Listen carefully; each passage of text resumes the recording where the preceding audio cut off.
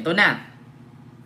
Mga kababayan, ito yung ating unang pag-uusapan, yung patungkol nga dyan kay Chavit, mga kababayan. No? Si Chavit Singson, mga kababayan, ay may plano or may balak pala itong tumakbong senador, kaya pala nag-ingay, no? Nagmamalinis, nagmamagaling. At kung ano-ano na lang ang binabato kay PBBM, na yun naman pala, may balak palang tumakbo sa 2028. So ito po mga kababayan, basahin ko lang po yung post no ng Bilyonaryo News Channel. Ito po ha, mga kababayan, hindi ko po siya pre-nomote, no? Ang sa akin lang ipinaalam ko lang po sa lahat na para wag niyo po siyang iboto. Hindi ko po siya pre-nomote ha, baka sabihin niyo aga-aga naman Kent, wala pang 2028, pre-nomote mo na si Chavit. Hindi ko po siya pre-nomote. Ang sa akin lang po, pinaalam ko lang po sa inyo na wag niyo siyang iboto. So ito po mga kababayan, mula po ito sa Bilyonaryo News Channel. Ayan po si Chavit Singson.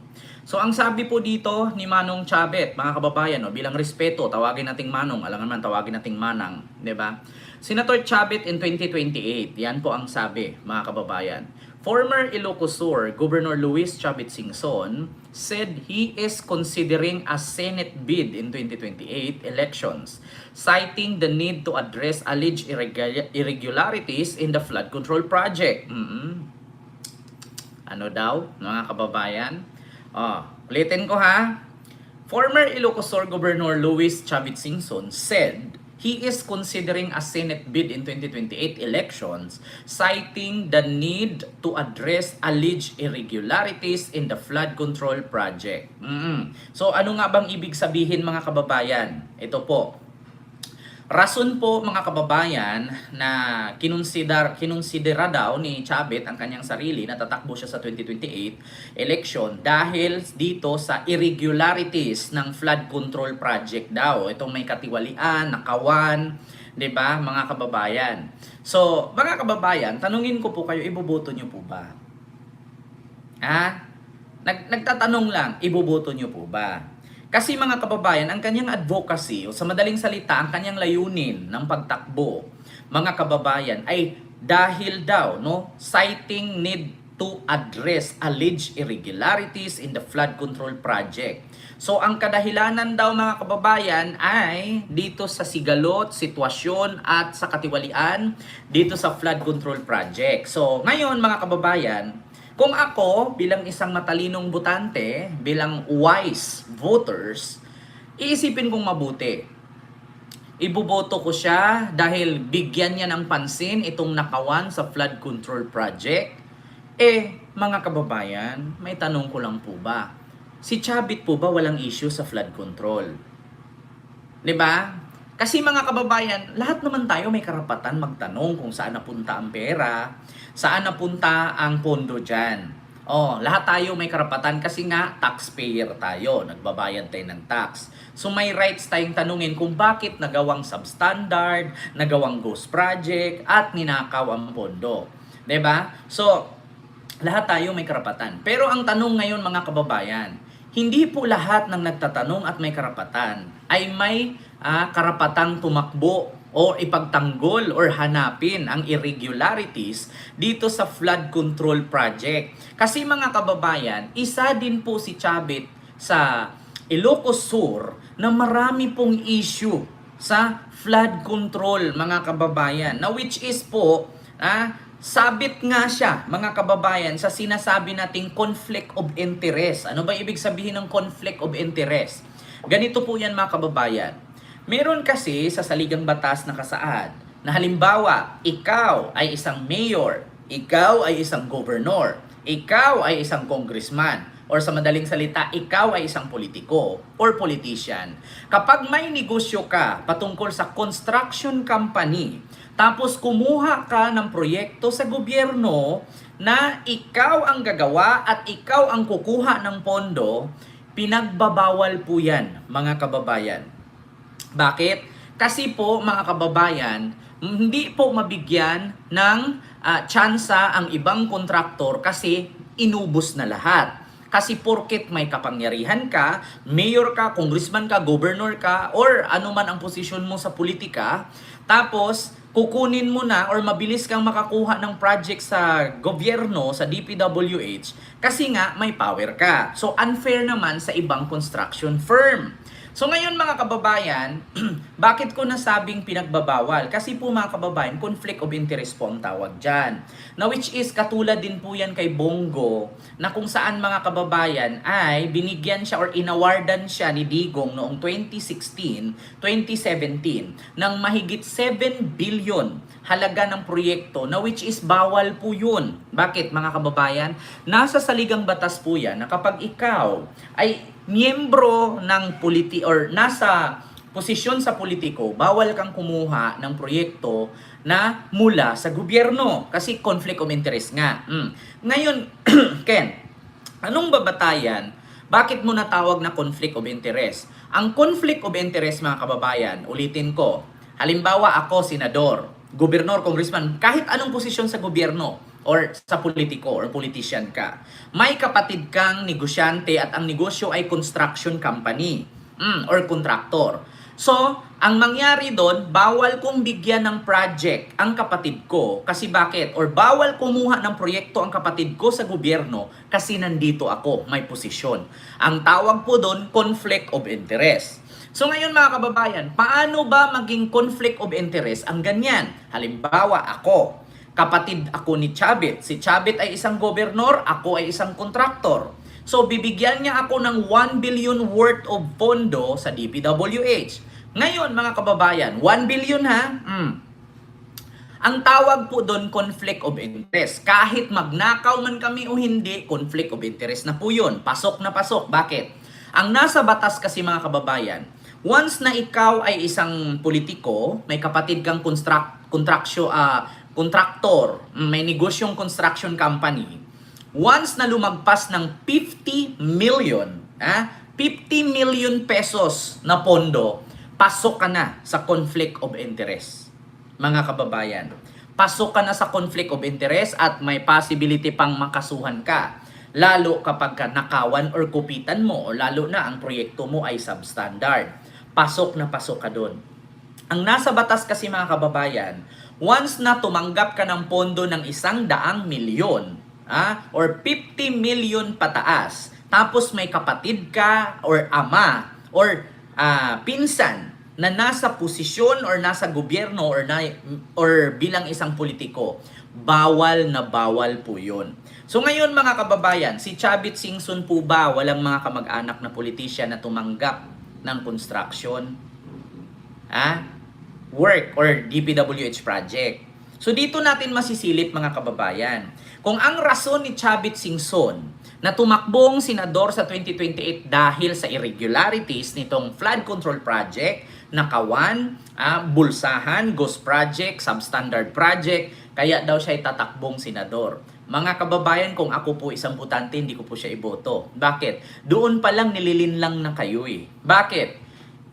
Meron siyang construction company. Tapos yung kanyang kapatid, anak, pinsan, nasa politiko lahat. Bakit siya tumanggap ng proyekto sa gobyerno?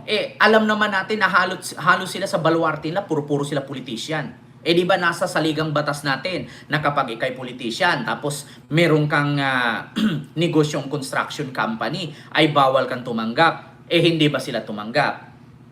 Tumanggap po sila, mga kababayan. Isa na po dyan ang negosyo nila na satrap. Kung naalala ninyo, ano ba yung satrap, Ken? Ito, pakita ko sa inyo. Kaya mga kababayan, be wise po sa pagbumuto po tayo. Huwag po tayong bumuto kasi nakita nating may malasakit di umano sa bayan, may concern daw di umano sa flood control na nakawan. Putya, okay lang naman mag-concern kung hindi ka sangkot. Sangkot ka rin naman. Diba? Baka yung pagiging sangkot mo ngayon, baka pag ikay naging senador, baka mas dumoble pa ang pagiging sangkot mo niyan. Nagtatanong lang ha. Ito po mga kababayan, panuorin po natin ang satrap ni Chavit. Nasa saligang batas na bawal po, no, 'di ba? Ito, satrap Chavit Singson. Ito mga kababayan, para malaman natin, 'di ba? Magandang hapon po, Elijah Bonzo from Billionaire News Channel. Ito po mga kababayan, wait lang. Kayo po, meron pa rin kayong construction business, yung Yes, Satrap pero Construction. nag-divest ako dan. Oo. Totoong divestment, hindi po Yes. mga kamag-anak ninyo. Sino pong pumalit dito? Yung mga engineers namin, yung mga engineers. Wala na kayong personal or beneficial interest Wala, in Satrap? wala. Dahil nga, like for example, my radio station, o binigay ko, nag-divest ako dahil conflict of interest. I'll show you one example later. Yung radio... Ayan. Dito tayo mga kababayan. Nag-divest daw siya, binigay niya sa mga engineer niya ang Satrap kasi conflict of interest. So, bakit ngayon mo lang naisip yan na ibigay sa mga engineer? So, noon nagtayo ka, saan ba galing ang mga proyekto na yon? So, bakit ngayon lang? Kailan nyo lang ba inilipat sa mga engineer ninyo ang kumpanya na yan? So, kung saan pumutok na ang flood control. So kung hindi pa pumutok ang flood control, tuloy-tuloy ang pagmamay-ari, 'di ba? So siguro kumita na siguro kaya pinaubaya na. Kumbaga mga kababayan, may tawag po diyan eh. Hindi po yan totally na binigay. Kumbaga pinapamanage lang pero kumukuha pa rin. May mga ganyan mga kababayan. Meron ba kayong naiisip na Naharap ngayon sa patong-patong na kasong pandarambong at katiwalian sa ombudsman si dating Narvacan Ilocos Sur Mayor Chavit Singson kasama ang 12 pang kasabwat umano nitong opisyal. Para sa mga detalye tinutukan yan ni Val Gonzalez. Val, go ahead. Ayan. Sa pangunguna ng isang attorney Estelita Cordero ng grupong Warriors Tinarbacan Incorporated, pinireklamo ng mga kasong pandarambong at katiwalian sa Office of the Ombudsman ang dating alkalde ng Narvacan, Ilocos Sur na si Luis Chavit Singson. Sa tatlong pahinang plunder case, inaakusahan si Singson, dati nitong Vice Mayor na si Pablo Sanidad Sr. at iba pang mga dating opisyales ng Narvacan na umano'y sangkot sa pagbili ng halot 10 hektaryang overpriced na lupa na pagmamayari ng Western Textile Mills Incorporated. Ayon kay Atty. Cordero, kumita umano si Singson at kasabwat ng halos 100 milyong piso dahil binili ito sa halagang halos 150 milyong piso na malayong malayo sa tunay na halaga nito na halos... So dyan pa lang mga kababayan, may issue na. Dyan pa lang, sabit na. May kaso sa ombudsman, Flander. So kung... Ayan, so ito po mga kababayan, okay na po ba? Nakabalik na po ba tayo?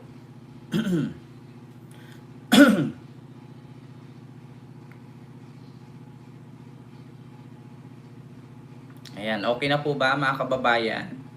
Nakabalik na po ba tayo? Ayan, mega love shoutout po sa inyong lahat mga kababayan. 'Di ba? Kaya ngayon mga kababayan, mahirap po talaga na bumoto, no? Mahirap po talaga ngayon mga kababayan bumoto, lalong-lalo na kapag ka ang iboboto natin ay manlilin lang, 'di ba? O sabit, may issue, may kaso, may katiwalian. Bakit mga kababayan, hindi po ba tayo nagtatanda? Tignan ninyo, yung mga nakaraan na nakakulong, tapos nakalaya, tapos binoto nating ulit. Tapos ngayon, makukulong na naman. Oh, di ba? Hindi ba kayo nagsasawa? Di ba mahirap? Sir Kendry, hello po. And kay Ma'am Rose Mix Vlog, hello po. Kaya sa totoo lang mga kababayan, mahirap po talaga. Kapag ganun. Kaya kung ako bilang isang butante, bilang isang Pilipino, no, pagdating sa pagboto sa national election, isipin nating mabuti na ang iboboto natin ay okay. Kasi mga kababayan, kadalasan kasi sa mga iboboto natin, manlilin lang. 'Di ba? Kadalasan sa mga one time, big time rally. Ayan na oh. And nakikiusap ako sa lahat ng religious organization, lahat ng nagmamahal sa ating bansa, lahat ng ayaw sa katiwalian, graft and corruption. So lahat, inanyayaan ko kayo, pero magtatanong ako kung kailan yun, but it should be ASAP. And we'll march to Malacanang. We will schedule a one-time, big-time rally. So, ASAP daw, tapos magmamarch daw sila sa Malacanang. So, inciting to sedition po yan. Kapag ganyan, kasi lulusob sa Malacanang, magmamarcha daw sila sa Malacanang. So, ngayon mga kababayan, dito natin malalaman yan eh. Alam nyo, sa totoo lang, hindi naman na kailangan ng surveyor. Yeah? Hindi kailangan ng surveyor, hindi kailangan ng tape measure, hindi kailangan ng pulgadera, hindi mo kailangan ng microscope, mga kababayan, para makita mo at masilayan mo na kailangan mo siyang iboto. Una, katulad sa mga DDS, ang sabi nila 32 millions ang bumoto kay Sara. Pero bakit nung meron silang tawag dito, papirma-pirma yung signature campaign kay Digong. Bakit hindi umabot ng 1 milyon? 1 milyon lang naman ang hiling. Oo, naipasa daw sa Comelec para mapauwi si Digong. O sa Supreme Court para mapauwi si Digong. 1 milyong pirma. Bakit mga kababayan yung pirma ay hindi umabot ng 50 mil? So sa madaling salita mga kababayan, wala na pong naniniwala sa kanila. Which is katulad din kay Chavit na ang sabi niya, meron daw siyang one-time, big-time rally. So, ASAP daw yan. So, ngayon, tanong ko mga kababayan, ilan po ba ang sumama sa sinasabi niyang one-time, big-time rally? So, ano pong nangyari? Marami po ba sila? Binalita po ba sa TV yung one-time, big-time rally? Sobrang dami po ba? Nilusob ba nila ang Malacanang? Napatao ba nila ang Malacanang? Natanggal ba nila si PBBM? So, ibig sabihin, wala namang ganong pangyayari, wala namang lumusob, at yung sinabi nilang one-time, big-time rally, nilangaw, so sa madaling salita, hindi po siya mananalo kung sakali. 'Di ba? Oo. So, ibig sabihin mga kababayan, sabi nga ni Mamulait, mas marami pa ang vlogger kaysa sa umattend na nagrally, di ba? Kaya sabi ko sa inyo mga kababayan, no? Diyan pa lang sa mga panawagan nila, wala nang masyadong sumama. Ibig sabihin, walang may gusto. Ibig sabihin, kapag sila'y tumakbo, hindi sila ipoboto. Kasi bakit? Nung nanawagan silang one-time, big-time rally, wala. 'Di ba? Mga riders na hire. Syempre kung ako naman riders, 'di ba? Kung kikita naman ako ng 1.5 sa isang araw sa kakaikot-ikot ko mag-drive, kung binigyan naman ako ng 5,000, sasama ka lang doon bubusina-busina, okay na 'yun. Pagkatapos mong hindi ka naman namumugbog, 'di ba? Hindi ka naman pumapatay, sasama ka lang naman, magda-drive ka lang, may 5,000 ka na. Bubusina ka lang, pip pip pip pip pip pip pip, pip, 'di ba? Isang araw nagmamaneho sa EDSA, pip pip pip pip pip, aking kasama si Mike Defensor at Chavit, pip pip pip pip pip, may 5,000 ka na. Hindi pupunta talaga ako kaysa naman sa mag-joyride, mag-angkas, mag-move it ako. Putang ina, magbabiyahe ako ng tag 30 to 40 kilometers, tapos ang pamasahe 300 lang. Tapos pagbalik ko wala akong sakay. Di ubos ang gas ko. Isang araw, nagrally kami sa Cubao. Pep, 5,000. Sasama ka at manggulo. So, ibig sabihin mga kababayan, sasama ka na lang. Ang tanong ngayon, yun bang sinasabing one-time, big-time rally, katulad ba sa INC? Pag sinabi mong one-time, big-time rally, yung katulad dapat sa INC kasi milyon ang pupunta. Ang problema mga kababayan, paano mo nasabing one-time, big-time rally tapos nabibilang lang naman yung pumunta? So sa madaling salita mga kababayan, wala na talagang naniniwala. 'Di ba? Yan po ang katotohanan. Wala nang naniniwala mga kababayan. Mahirap kasi mga kababayan na manguto ka ng manguto, tapos ang sabihin mo makukulong na si ganito, maganito na si ganito, tapos wala nangyayari. Bababa na si Marcos, mapatalsik na si Marcos, magkukudita, manawagan ka sa mga sundalo, sa mga army, sa mga sa pulis, sa mga scout ranger o sa mga kapgo, sa mga Philippine Navy, di ba? Sa PCJ, So walang sumunod mga kababayan, di ba? Ma'am Ryota Emelda, hello po sa iyo dyan ma'am, maraming salamat po sa iyong super sticker. Thank you so much po. Di ba? So yun ang ibig sabihin mga kababayan, nagising na po ang mga tao at hindi na nakikinig sa kanila. Kaya ngayon yan, ang sabi ni Chavit na ang rason daw, kaya tatakbo siya sa 2028 bilang senador dahil tutukan daw niya itong patungkol sa flood control project na ninanakaw. Iniisip ko na rin na tumakbo uling senador dahil sa mga pangyayaring ito, kailangan may magsalita sa Senado. Inisip daw niyang tatakbong senador. Bakit? Ni minsan ba mga kababayan, naging senador ba si Chavit? Tanong ko lang mga kababayan, naging senador na ba si Chavit? Tanong ko lang, naging senador na ba si Chavit? Hindi pa. O bakit sabi niya dito? Iniisip ko na rin na tumakbo uling senador dahil sa pangyayaring ito. Actually, di ba tumakbo naman siyang senador nung nakaraang eleksyon tapos nag-withdraw siya kasi may sakit daw siya? Alam nyo mga kababayan, babasahin ko po ang post dito ng sinabi ni Chavit. Alam nyo, lahat po talaga ng comment dito mga kababayan, binababoy si Chavit. Nakalagay dito, 6/10, if Chavit will run for Senate this 2028, he has a strong name recall nationwide. He has a long political experience and connection, but he's also a polarizing figure. And national election are much harder than local one. Vote in 2028 may learn toward never or reform-focused candidates. Diba? Yan ang sinasabi. O, the new Jose Rizal, sabi ni Monre. Ito namang isa, sabi ni Nida Ferrer, Buenaflor, may Alzheimer ka na, ulyanin ka na, sabi ni Rolando. Mag-security guard ka na lang, sabi ni Jun Rojas. Oo, sabi naman ni Imben Burlasa, +1, Chinator. May mental condition yata to, sabi ni Carlitos Miglis. O, di ba? Mga kababayan, lahat po ng comment po talaga, binababoy si Chavit dito. So, sa madaling salita, mga kababayan, wag ka na po wag ka na pong magplanong tumakbo, manong. Mag-charity ka na lang. Matutuwa pa ang taong bayan. Wag ka nang tumakbong senador.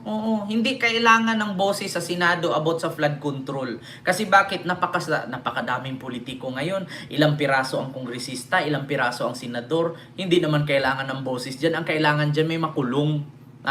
Hindi kailangan ng boses ng Pilipino about sa flood control. Ang kailangan namin dyan, makulong.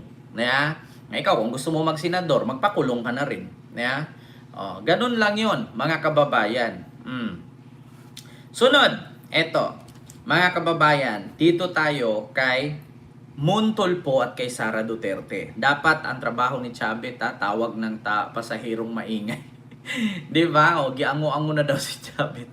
Di na niya enjoyin kayamanan niya, hindi naman niya madadala. Marami din namang anak kasi ma'am. Kailangan niyang paghati-hatiin yan.